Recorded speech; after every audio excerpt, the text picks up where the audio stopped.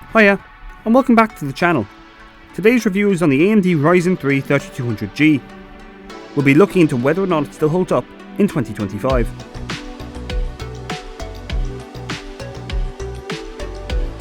To start, let's talk about some background on this chip. Launching on the 7th of July 2019, this chip, built on AMD's Zen Plus architecture and using the renowned AM4 socket on a 12nm node. This chip had 4 cores and 4 threads. It had a base clock of 3.6 GHz and boosted up to 4, with 4 MB of level 3 cache shared between all cores, and each core having 256 KB of level 2 cache and 96 KB of level 1 cache themselves. I remember when this chip launched. It was crazy how well it went with budget builds. With a launch MSRP of around €120, this chip proved a very attractive option for first time builds. But today, we will be testing if this chip still holds up in the year 2025.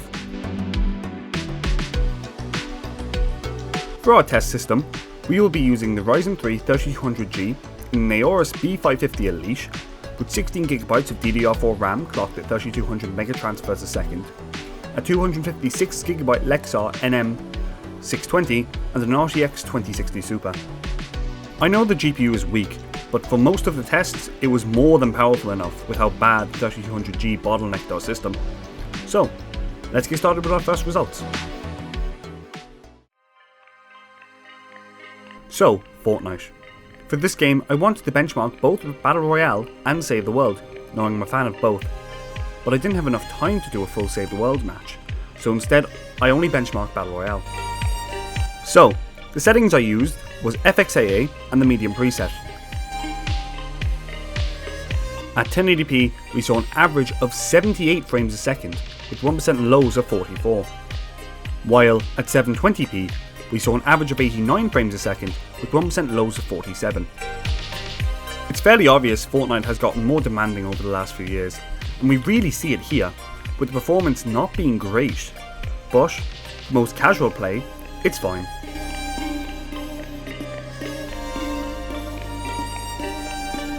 CS2 is always a great game to benchmark.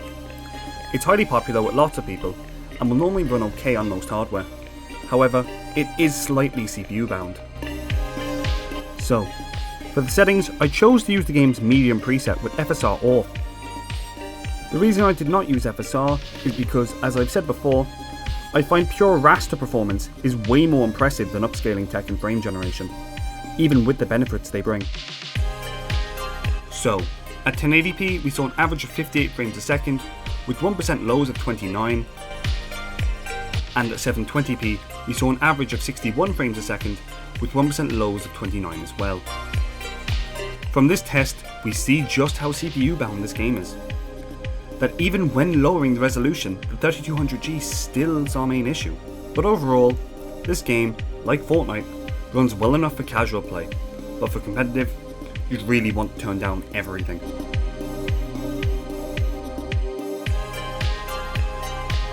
Next, we go on to a hat in time. For this game, I used the high preset, something which is slightly questionable, but for this game, the high preset is easy enough to run and looks amazing. So, at 1080p, we saw an average of 81 frames a second, with 1% lows of 31, while at 720p, we saw an average of 81 frames a second, with 1% lows of 50. Overall, while both these runs had similar averages, the 1% lows of the runs were greatly improved at 720p, but overall, the game ran well.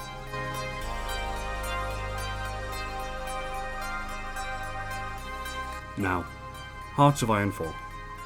This game puts most of the burden on the CPU, due to it being a grand strategy game and having to simulate so many nations at once.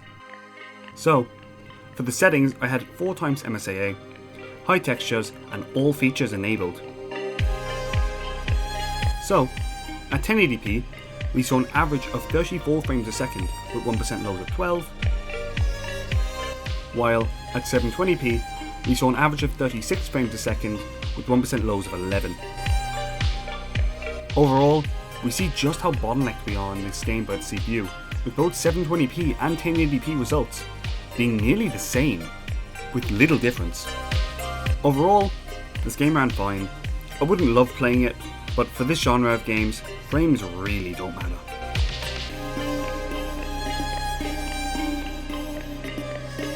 Next, we've COD Modern Warfare 3. This is one I kinda question myself knowing I have Black Ops 6, but hearing lots of other opinions on the multiplayer and having my own, I decided to run Modern Warfare 3 instead, due to, in my opinion, the multiplayer being a lot better.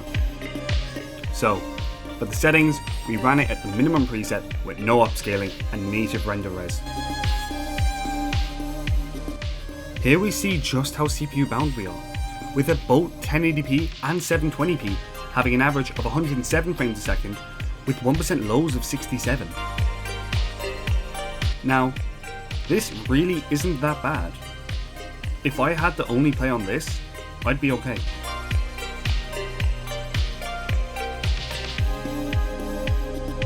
For Forza Horizons 4, I ran the game on the low preset. And at 1080p, I got an average of 118 frames a second, with 1% lows of 74. And at 720p, I got an average of 125 frames a second, with 1% lows of 80. Now, I kinda knew this game would run well. It originally released on the Xbox One, and that thing had a very weak AMD Jaguar based CPU.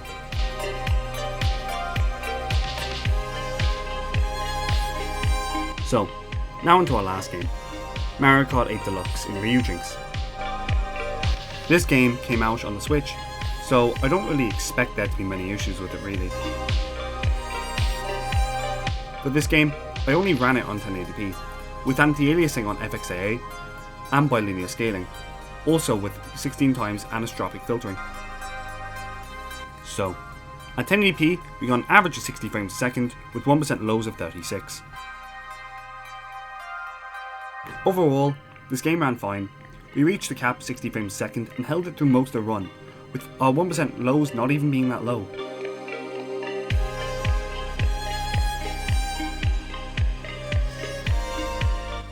Now, onto the boring stuff, Cinebench. With Cinebench 2024, we got a single core score of 55, a multi-core score of 206, and an MP ratio of 3.78. So, in 2025, how does the chip perform? Overall, in most games, it's still holding up. However, I expect to see this change over the next few years. We're already seeing this now. In CS2, this game takes an absolute beating in 1% lows. If you are looking at getting one of these and sticking with it for the next few years, I would personally recommend you save up a bit more and go for something like a Ryzen 5 5600, i5 12400F, or if you have a bit more, a Ryzen 5 8400F. These would put you in a much better position for modern gaming, and with the i5 12400F and the Ryzen 5 8400F, these will give you an even better option as you can upgrade into better CPUs later on like the i5 13600KF or the Ryzen 7 7700X. I'm really sad AMD has abandoned this segment of the market. It's become really hard to recommend people who don't have a lot of money a good APU to get into PC gaming. I know a lot of my friends have put it off because they can't afford the cost of buying a graphics card. A few notes before I end the video. I really wanted the benchmark RPCS3 during these tests, but I somehow lost my little Big Planet ROM in my hard drive, and I'm really lazy to go turn on my PS3 and redump it, because for me to do that, I have to fix my PS3 controller. Another thing is that I want to hear opinions on the changes I've made since my last video on the GTX 770. I've gotten a new mic since then, and I've moved from using Shotcut for editing to DaVinci Resolve. Outside of that, thanks for watching, and Schlong Gafur.